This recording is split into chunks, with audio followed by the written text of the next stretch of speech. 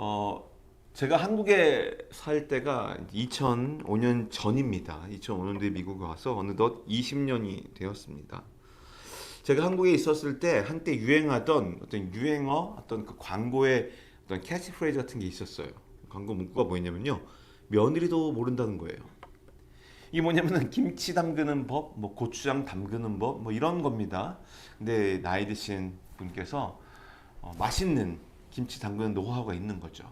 근데 그거를 자기의 그 업을 이어받을 아들, 하지만 주방 일은 대부분 또 자매님들이 하시기 때문에 며느리가 와서 일을 하는데 그 며느리에게조차도 어떻게 김치를 담그는지 혹은 양념장을 만들어 주는지 안 알려준다는 겁니다. 왜냐하면 그 비법이 너무 소중하기 때문에 그렇죠. 그래서 한동안 유행이 되었습니다. 며느리도 몰라. 이게 뭔가 비밀스러운 거를 지키고 싶을 때 하는 말입니다.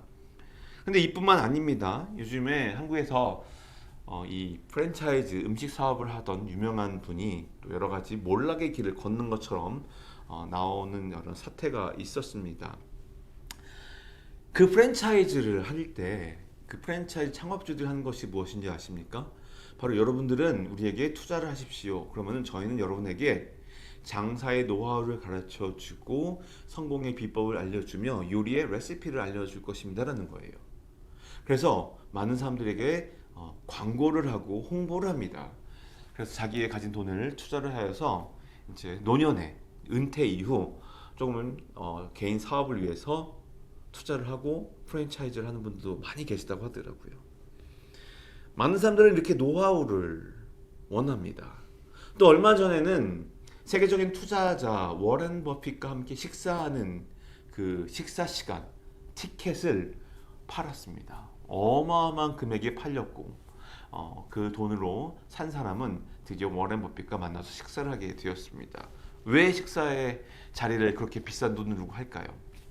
자기가 돈을 주고 사는 그 식사 자리의 가격보다 그 워렌 버핏이라는 세계적인 유명한 투자자와 함께 밥을 먹으면서 나눈 이야기 속에서 투자의 노하우 혹은 자산 관리의 노하우를 배울 수 있기 때문에 그렇습니다. 단순히 1,000만 원, 2,000만 원 혹은 5천만 원 그 식사 자리의 티켓보다 그 이후 그 노하우를 얻어서 나중에 잘 될 것이 더 크기 때문에 일종의 투자인 것이죠. 오늘 제가 이렇게 이야기하는 것은 어떻게 보면 약간 흔히 말하는 약장수 같을 수 있어요. 막 홍보를 합니다. 이렇게 하면 성공합니다. 이렇게 하면 잘 됩니다. 이거 먹으면 좋아집니다. 이거 먹으면 좋아집니다. 근데 하나의 말씀을 전하는 이 목사라는 위치가 어떻게 보면 때로는 이 약장수 같을 수도 있다라는 생각을 해보게 되었습니다. 왜냐면 이거는 사람들한테 자꾸 소개를 해줘야 돼요. 이걸 하면요 여러분 좋습니다. 여러분 이걸 하면 정말 좋습니다. 물론 제가 이렇게 한다고 해서 제가 돈을 벌고 부자가 되는 건 아닙니다. 단편적인 예로 그렇다는 것이죠. 자, 그런 관점으로 한번 보자면은 오늘 예수님께서 우리에게 어떤 노하우를 가르쳐 주고 있다는 것을 발견할 수 있다는 거예요. 무엇일까요? 예수님께서는 본인의 삶을 정리할 때가 다 되었습니다. 이제 조만간 십자가에 달려서 죽으실 예정이에요. 요한복음 14장은 예수님께서 십자가에 달리시기 전에 제자들과 함께 시간을 보내며 고별 설교와 같은 장면입니다. 예수님은 제자들을 사랑하셨고 이 땅에서 예수님을 그리워하며 사랑한 이들을 참 아끼셨어요. 그리고 압제당하고 고통 속에 있으며 신음하고 힘들어하던 영혼들을 궁휼히 여기셨어요. 예수님은 모든 사람에게 보이시지 않았지만 팔레스틴 중동 지역에 계시면서 그곳에서 충분히 많은 이들에게 천국과 하나님에 대해서 알려주셨습니다. 그런데 이제 예수님은 떠나셔야 돼요. 자, 이 장면에서 예수님의 마음이 어떻게 보면은 본인의 노하우를 지금 알려주려고 하는 게 아닐까라는 마음이 들었던 거죠. 자, 왜 그럴까요? 예수님의 사역이 지금 공식적으로는 3년 조금 더 됩니다. 물론 어린아이와 유년 시절을 우리는 예수님의 사역의 기간으로 보진 않습니다. 그런데 예수님의 사역의 시간을 보면은 여러분, 예수님의 사역이 성공한 것처럼 보이십니까? 아니면 실패한 것처럼 보이십니까? 어떤 기준에 따라 바라보는 평가의 점수가 다를 수 있겠지만 예수님을 바라보는 하나님의 눈에는 예수님은 완벽하게 사역을 마치신 분이셨어요. 다시 말하면요, 예수님은 성공하셨어요. 예수님께서 이 땅에 오신 목적을 이루셨어요. 성공하셨다는 거예요. 그래서 예수님께서 지금 우리에게 무엇을 말씀하고 계시느냐? 바로 본인의 삶을 뒤돌아보면서, 본인의 공생애를 뒤돌아보면서 제자들에게 마지막 설교를 할 때, 얘들아, 내가 이 땅에서의 그 공생애를 성공하며 마무리를 지어가고 있어. 저 십자가에 달려서 죽을 것이고 다시 부활하여서 어둠을 이기는 빛이 되는 나의 능력을, 생명의 구원의 능력을 여기에 보일 거야. 나는 지금 그 순리대로 가고 있거든.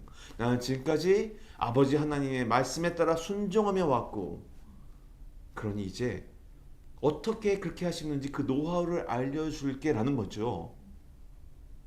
여러분께서 이렇게 성경을 본 적이 없을 것 같아요. 근데 저는 오늘 이 말씀을 보면서 예수님께서 그런 마음을 하시지 않았을까라는 즐거운 상상력을 해봤고요.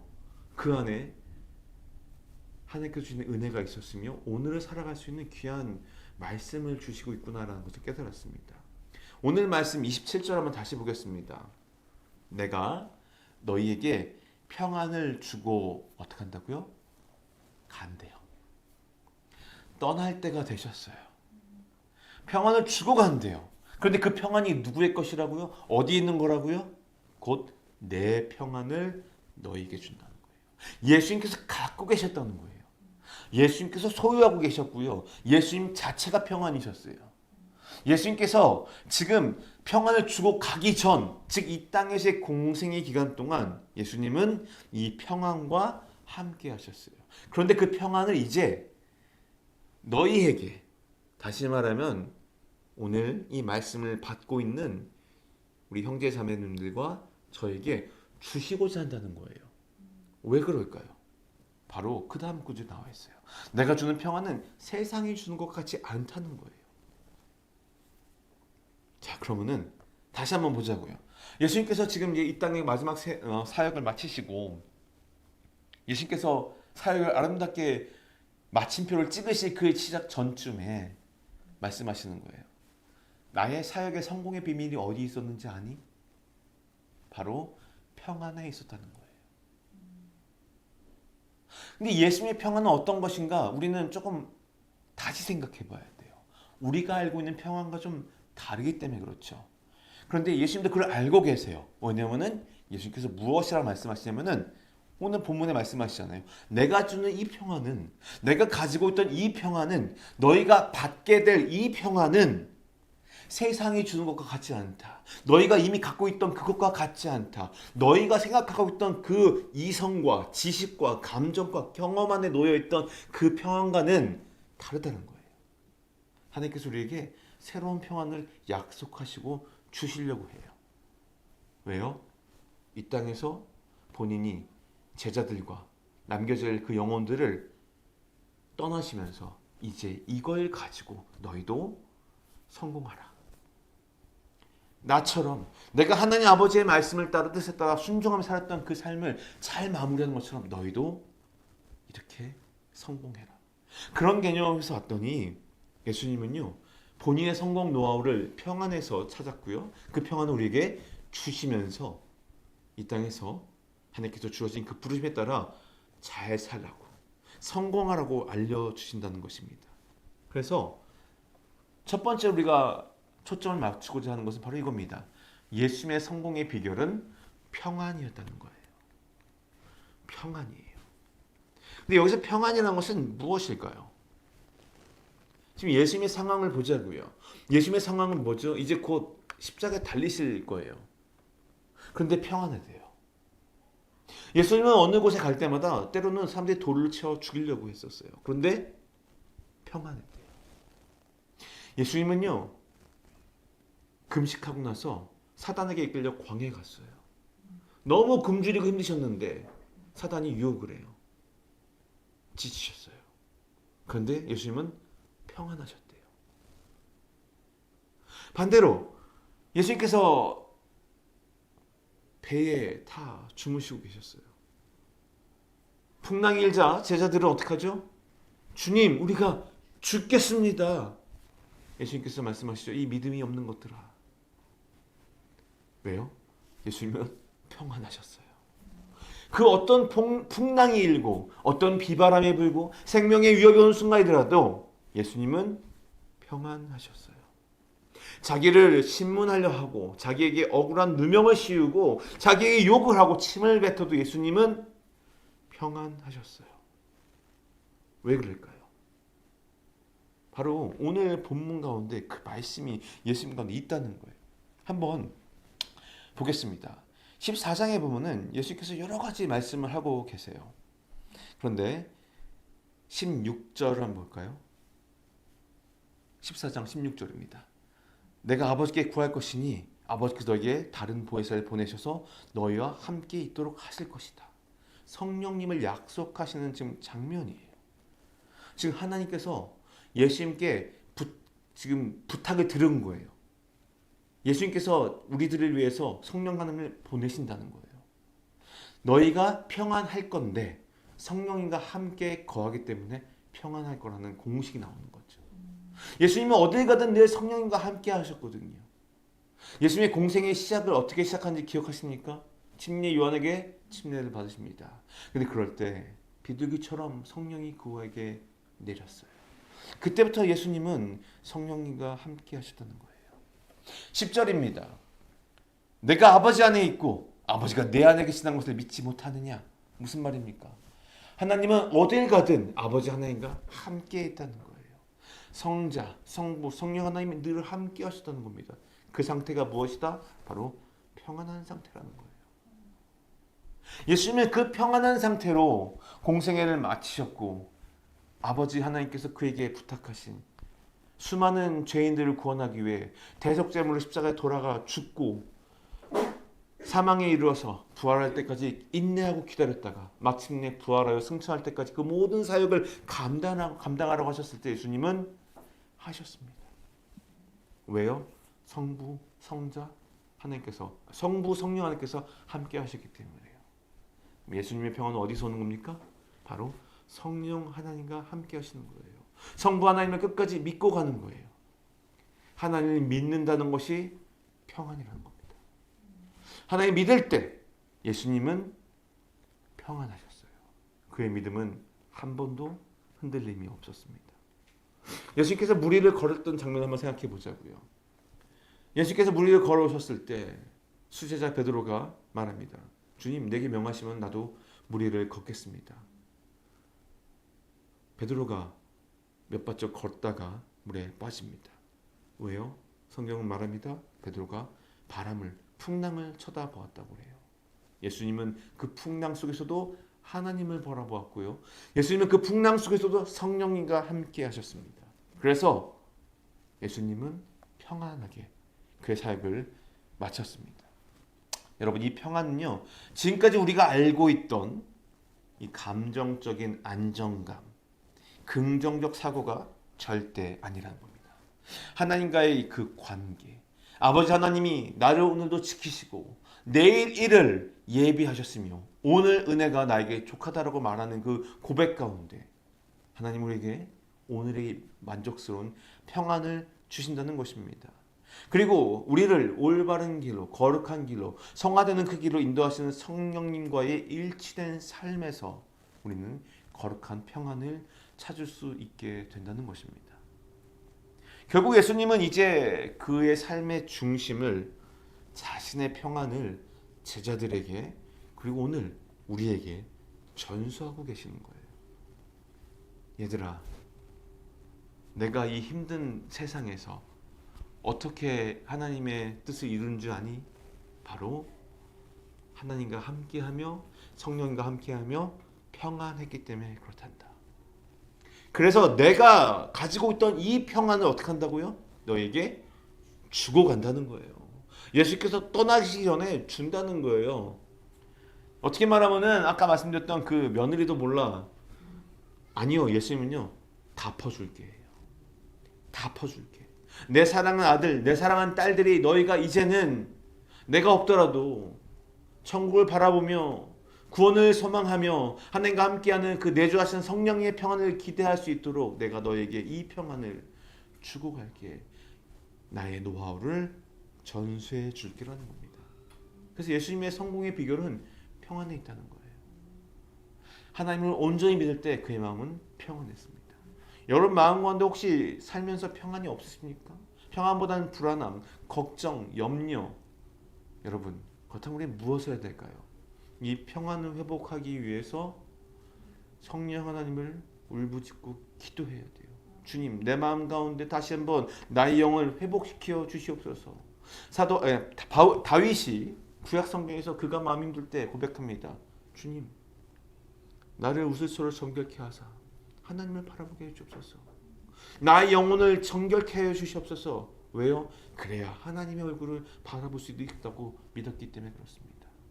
그렇다면 우리의 삶은 어떻게 보면 이런 회개의 고백이 아직도 내 안에 내려놓지 못하는 나의 욕심과 나의 생각들을 가득한 나의 삶의 모습을 하나님께 내려놓고 주님 앞에 항복합니다. 내려놓습니다. 나에게 임재해 주시고 나를 이끌어 주시옵소서. 그럴 때 성령 하나님은 우리에게 다시 한번 그 평안을 주신다는 겁니다. 여러분, 예수님의 성공 비결은 바로 이 평안에 있었어요. 제가 지금 말한 이 모든 것들 예수님은 다 보여주셨어요. 그래서 그는 끊임없이 기도하셨고 끊임없이 말씀과 함께 하셨습니다. 그의 마음이 세상과 사람의 명예와 권력과 능력에 흔들릴 때마다 흔들릴 일이 없으셨을 거예요. 하지만 무엇을 하셨죠? 수많은 인파들이 예수님을 쫓아다니며 그에게 우리를 대표하는 대표가 되어 주십시오, 우리의 왕이 되어 주십시오 할 때마다 예수님은 오히려 산으로 들어가 기도하셨습니다. 성령께서 원하신 일을 하였고 하나님께서 원하신 일을 하셨던 겁니다. 그럴 때 번뇌와 고통보다는 예수 그리스도의 마음 가운데 늘 평안이 가득했다는 것입니다. 예수님은 그 삶의 모습을 우리에게 보여주셨어요. 두 번째로 우리가 발견해야 될 것이 무엇인가? 바로 가짜의 부작용이 있다는 겁니다. 바로 무엇입니까? 근심과 두려움이에요. 이미 앞서 말했던 것처럼 예수님의 평안이, 하나님께서 주신 평안이 없다면 우리는 무엇이 됩니까? 바로 근심과 두려움이 가득해지는 인생을 살 수밖에 없다는 것입니다. 그런데 이것은 예수님께서 이미 알고 계셨어요. 내가 주는 평안은 세상이 주는 것과 같지 않다라고 말씀하시면서 그 다음에 하신 말씀이 무엇입니까? 너희는 마음에 근심하지 말고 두려워하지 말라는 거예요. 즉 예수님께서 주는 평안이 아니라 세상이 주는 평안 가운데 빠졌을 때 우리 마음은 근심과 두려움이 있다는 겁니다. 근심과 두려움은 무엇입니까? 근심이라는 것은 우리가 알지 못하는 것 혹은 염려하는 것이고요. 두려워하는 것은요, 나쁘게 될까 봐 걱정하는 거예요. 다칠까 봐 걱정하고요. 망하면 어떻게 할까 봐, 죽을까 봐 걱정하고요. 뜨거워서 우리가 몸이 데일까 봐 걱정하고요. 추워서 얼어 죽을까 봐 걱정하고요. 여러분, 걱정하는 사람 정말 많아요. 두려워하는 사람 정말 많아요. 근심하는 사람 많습니다. 왜요? 바로 우리가 가짜에 속았기 때문에 그래요. 세상 사람들 말을 합니다. 이거 있으면은 괜찮아. 이 정도면 괜찮아. 잘 될 거야. 자, 돈만 있으면 괜찮아. 사람만 잘 만나면 괜찮아. 너 신랑 잘 만나서, 너 와이프 잘 만나가지고, 야, 네 아들은 뭐가 정말, 너 딸은 정말로. 여러분, 이거 다 무엇이죠? 이런 거 우리는 조건적인 평안함이라는 거예요. 믿었던 남편이 실수를 해봐요. 믿었던 아내가 실수를 해봐요. 그렇게 찰떡같이 믿었던 내 아들이, 내 품에 아름답게 자라던 사랑스러운 아들이 갑자기 사춘기가 되어서 문을 꽝 닫고 들어가면서 유혹을 해댑니다. 핸드폰이나 랩탑을 쳐다봤더니 이 아이가 차마 보면 안 되는 것들로 가득 찼어요. 여러분 마음이 어떻습니까? 지금까지 이 아이를 바라보면서 썼던 수많은 기쁨과 감사, 평안은 순식간에 사라집니다. 내 아이가 갑자기 낯설게 느껴지면서 엄마로서 아빠로서 자기감이 듭니다. 이게 뭐지? 왜요? 우리가 느꼈던 그 평안함과 만족이 그 아이에게부터 왔었기 때문에 그래요. 조건적이에요. 근데 성경은 무엇을 말합니까? 다 가짜라는 거예요. 세상에서 얻는 그 모든 것들 가짜라는 거예요. 그 끝에는 결국은 두려움과 근심만 있다는 겁니다. 우리 현대인들 중에서 가장 많이 원하는 것이 무엇입니까? 이 근심과 두려움을 이겨내기 위해서 가장 많이 하는 것이 무엇입니까? 바로 돈입니다. 돈을 더 많이 모아야 돼요. 노후를 준비해야 됩니다. 건강하기 위해서 또 투자를 합니다. 의료보험도 더 많이 들고요. 비싼 걸 들고요. 또 한약도 먹고요. 영양제도 먹고요. 노화를 방지하기 위해서 시술도 받고요. 얼마나 많은 일들이 모르는지 몰라요. 여러분. 그러면은 근심이 안 되고 두려움이 없어집니까? 아니요. 결코 그것들이 우리의 두려움과 근심을 없애주지 못해요. 수많은 이야기와 예가 있겠지만 그냥 간단히 한 가지만 얘기를 할게요. 인간이 느끼는 가장 큰 두려움의 궁극적인 끝은 죽음이랍니다. 그 죽음을 이길 수 있는 방법은 무엇입니까? 없어요, 우리에게는. 인간은 방법이 없습니다. 그런데 하나님께서 14장 1절에서 이렇게 말씀을 하세요. 한번 찾아볼까요? 요한복음 14장 1절에 예수님께서 말씀하십니다. 너희는 마음에 근심하지 말라. 하나님 믿고 또 나를 믿으라. 이게 무슨 말일까요? 14장 2절, 3절, 4절은요. 예수님께서 나중에 먼저 천국에 가셔서 우리를 기다리신다는 말씀이에요. 구원을 말씀하고 계세요. 근심하고 두려워하지 말래요. 근심하고 두려울 때는 뭐 하라고요? 하나님 믿고 예수님을 믿으래요. 그 말은 이 땅에 살면서 다른 것 때문에 넘어지거나 흔들리지 말라는 겁니다. 다시 한번 첫 번째 이야기했던 예수님의 성공 비결의 평안이 예수님은 하나님에서 완전한 만족을 누리셨던 것 같아요.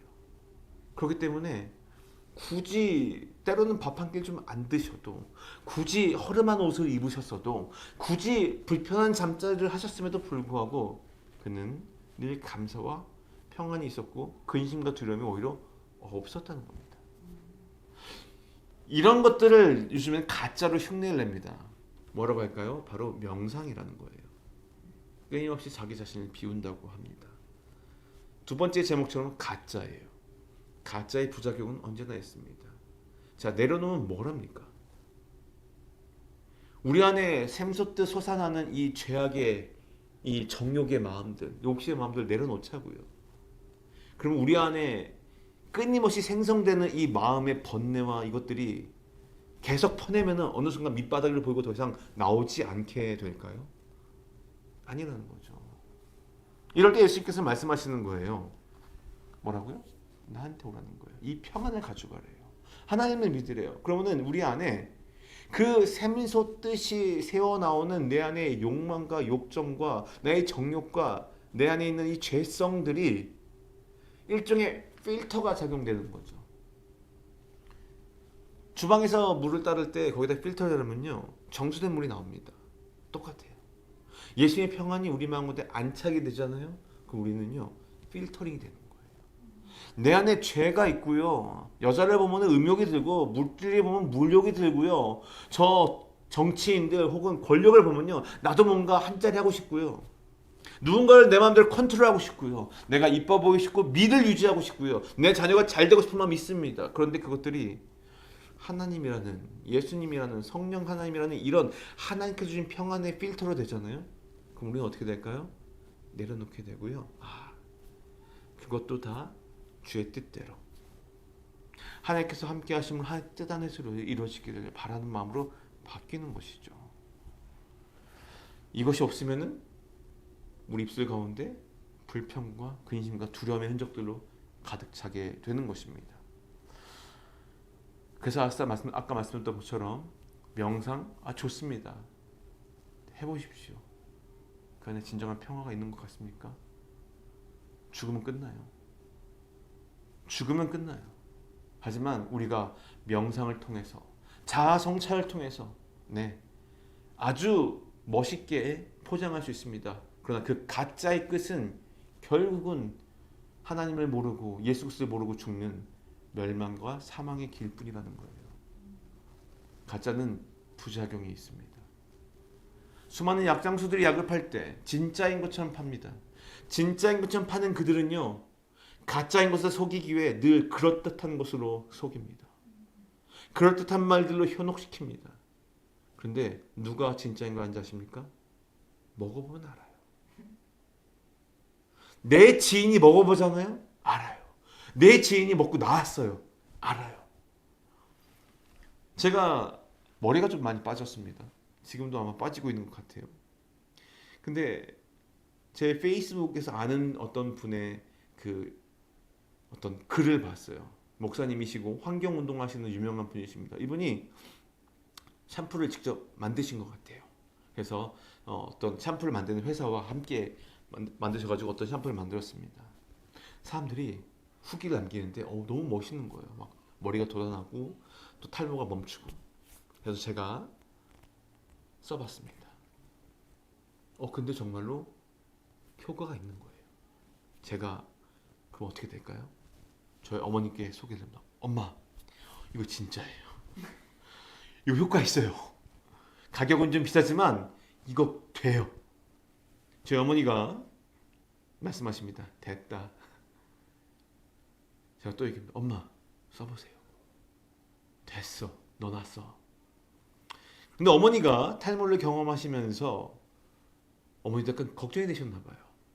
야, 그거 괜찮냐? 제가 미국에 있기 때문에 한국에서 그 샴푸를 주문해서 한국에서 미국에 오시는 분을 통하여 이제 물건을 받습니다. 제가 넉넉히 샀어요. 엄마 한번 써보세요. 써보셨습니다. 야, 그거 괜찮더라. 야. 나도 한번 써보자. 왜요? 써본 사람이 경험해 보니까 진짜라는 걸 알려주는 겁니다, 여러분. 그죠? 그리고 내 지인이 나한테 돈을 등쳐먹고 나한테 해코지했던 사람이 아니라 나를 사랑하고 나를 염려하고 나를 아끼는 사람이, 나를 위해 중보하며 기도하는 사람이 써봤더니 진짜라고 얘기하면 우리 어떡합니까? 마음이 열려요. 자, 예수님이 우리에게 그러고 계세요. 우리를 사랑하시고요, 우리가 악한 길로 빠지기를 누구보다 원치 않으시고요, 우리가 아파하는 걸 원치 않으세요. 우리가 이 땅에서 이 어둠과 죄악 속에 그 구렁텅에 빠져 사는 게 아니라, 얘들아, 내가 너에게 진리를 알려줄게. 이 진리 가운데 거하잖아. 자유함이 있어. 천국이 너희 것이 될 거야. 이 땅에서 사는 게 좀 힘들겠지만 걱정하지 마. 평안도 주고 너희가 함께 세워갈 교회 공동체를 통하여 서로 합력하여 선을 이룰 것이고, 걱정하지 마. 그런데 얘들아, 이 평안을 경험해봐. 진짜야. 너희가 추종했던, 너희가 믿던 그것들 다 가짜야. 그거 하잖아? 부작용만 많아. 야, 머리서 다 빠지면 어떡할래? 이건 진짜야. 저의 말로 바꾸면요, 이것은 머리가 새로 돋아납니다. 예수님은 우리에게 가짜의 부작용을 말씀하시면서 역설적으로 예수님께서 주시는 평안이 진짜라고 말씀하시는 거예요. 여러분, 이 평안을 어떻게 됩니까? 우리가 믿고 한번 거기다가 걸어봐야 돼요. 우리의 인생을 걸어봐야 돼요. 매일의 삶을 그 평안으로 가득 채워봐야 됩니다. 누가 시켰어요? 예수님이 했다니까요. 예수님이 그의 성공의 비결로 말씀해 주시는 거고요. 예수님께서 완벽한 본을 보이신 장면이에요. 자, 마지막입니다.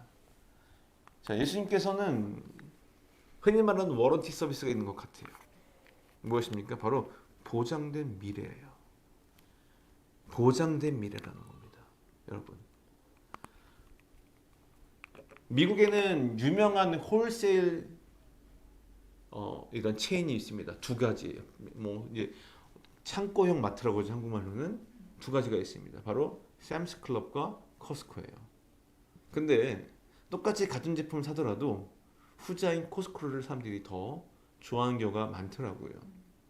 물론 호불호가 있고 지역에 따라서 코스코가 없는 사람들은 샘스 클럽을 이용할 수밖에 없고, 반대로 코스코가 있고 샘스 클럽이 없는 사람들은 코스코만 이용할 수도 있겠죠. 그런데 동일 매장, 이 두 매장이 동일 지역에 동시에 있는 경우를 봤을 때 100% 정확하다고 말할 수 없지만 제가 볼 때 한 90% 이상은 동일한 고백을 합니다. 무엇인가? 냉장고, 세탁기 이런 것들 코스코에서 산다는 거예요. 왜요? 바로 코스코가 자체 워런티로 1년인가 2년을 더 줘요. 그 문제가 생기면은 그 기간 안에 묻지도 따지지도 않고 바꿔준다는 겁니다. 월마트가 뭐 그렇게 고객 서비스가 친절하진 않습니다. 작은 것이라도 불만 있으면 갖다 주잖아요. 묻지도 따지도 않고 바꿔줍니다. 이게 무엇입니까? 바로 고객들에게 주는 또 하나의 기쁨이고 만족이며 안정감이라는 거예요. 예수님께서 14장 27절 바로 앞에 26절에서 이렇게 말씀을 하십니다. 보혜사 곧 아버지께서 내 이름을 보내신 성령께서 너희에게 모든 것을 가르쳐 주실 것이며 미래형입니다. 너희는 마음에 근심하지 말고 두려워하지 말라. 자, 미래예요. 성령 하나님께서 너희에게 가르쳐 주신다는 거예요. 죄송합니다. 26절, 27절 섞어서 읽었네요. 26절입니다. 내 이름을 보내신 성령께서 너희에게 모든 것을 가르쳐 주실 것이며 내가 너희에게 말한 모든 것을 어떻게 하신다고요? 생각나게 하실 것입니다. 누가요? 성령 하나님이요. 성령 하나님의 임재는 평안을 상징하죠. 근데 이 평안 가운데 거하면 우리가 어떻게 된다고요? 우리가 어떻게 해야 될지 모든 것을 가르쳐 주시고요. 또 너에게 말한 모든 것을 예수의 말씀을 생각나게 해준다는 거예요. 이게 무슨 말입니까? 바로 평생 워런티가 보장된다는 겁니다. 할렐루야. 예수님의 평안, 예수님께 올인하는 인생은요, 성령님께서 우리를 평생 천국 갈 때까지 우리를 이끌어 주시고 인도하신다는 거예요. 그럼 우리가 해야 될 조건은 무엇입니까? 바로 그분 안에 거하는 겁니다. 그분과 동행하는 겁니다. 나의 의지를 이 세상의 것들 향해 더 나아가지 말고 주님 안에 거해야 된다는 것입니다. 예수님의 약속, 이거는요 보장된 미래, 즉 약속과 동행입니다. 요한복음 14장 18절에는 예수님께서 이렇게 말씀하세요. 나는 너희를 고아처럼 내버려 두지 않고 너에게 다시 오겠다는 거예요. 그러니까 결국 또 오신다는 거예요. 그런데 고아처럼 내버려 두지 않기 위해 고아 같은 당신과 여러분과 저와 모두를 보호하시고 지키시고 인도하시기 위해 평안의 상징이시요 평안의 궁극이신 성령 하나님을 허락해 주신다는 겁니다. 잘 보세요. 진짜 평안의 비밀이 여기서 밝혀져요. 아까 제가 얘기했죠. 가짜의 평안. 많이 하는 명상이 있어요. 뭐 이렇게 아침에 조용한 음악을 틀어놓고 조용히 이렇게 뭐 자세를 취하고 요가를 할 때도 있고요. 그래서 혼자 조용히 보냅니다. 근데 예수님께서 말씀하시는 이 평안의 비밀이 뭐냐면요. 혼자 하는 게 아니라는 거예요. 하나님께서 말씀하시는, 예수님께서 말씀하시는 그 평안의 진짜 모습은 혼자의 힘으로 이뤄내는 정서적 안정, 조용함이 아니라는 거예요. 오히려 성령 하나님과 동행하며 예수의 말씀을 기억하며 내 삶 속에서 그것이 실제가 되는 그 은혜예요. 다시 말하면 무슨 말인가? 어떠한 상황이 벌어져도 성령 하나님과 동행하기 때문에 그것이 나에게는 결코 문제가 되지 않는 삶을 산다는 것입니다. 자, 이런 개념을 설명하기 위해서 여러분이 지나가다 한 번쯤은 봤을 법한 장면을 떠오르게 해드리겠습니다. 제가 저희 아내와 함께 이 지역의 개척을 준비하기 위해서 한번 같이 방문했던 적이 있어요. 그때 렌터카를 했습니다. 렌터카였는데 그 차가 매우 작고 가벼운 차였어요. 그래서 운전을 하는데 이게 얼마나 통통통 튀던지요. 멀미가 나더라고요. 그리고 엉덩이가 아팠어요. 정말로 literally 문자적으로 실제로 엉덩이가 너무 아팠어요. 쿠션도 의자에 거의 없고요. 나중에 그 차가 단종되었다고 하더라고요. 곧. 자, 그 차와